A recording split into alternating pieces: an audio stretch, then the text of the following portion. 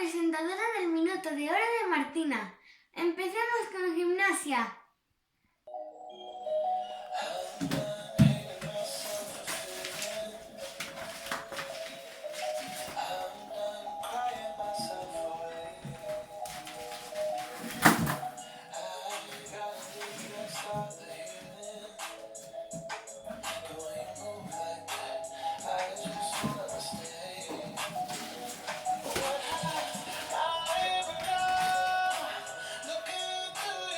Y ahora un poco de oficio tradicional palilleira.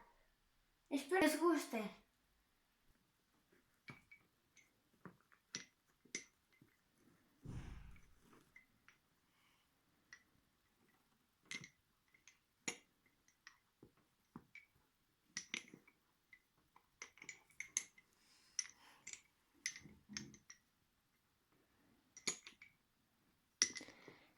Martina, eso parece muy complicado.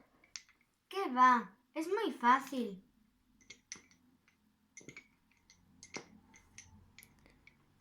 ¿Y cuántos bolillos tienes?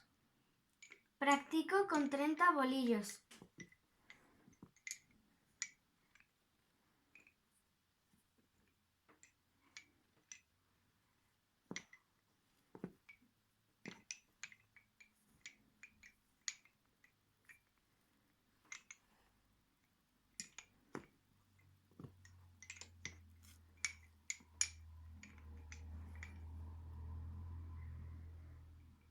Me encanta.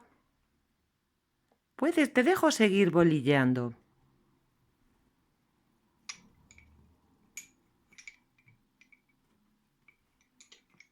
Espero que os haya gustado el Minuto de Oro de Martina. Adiós, Martina. Adiós.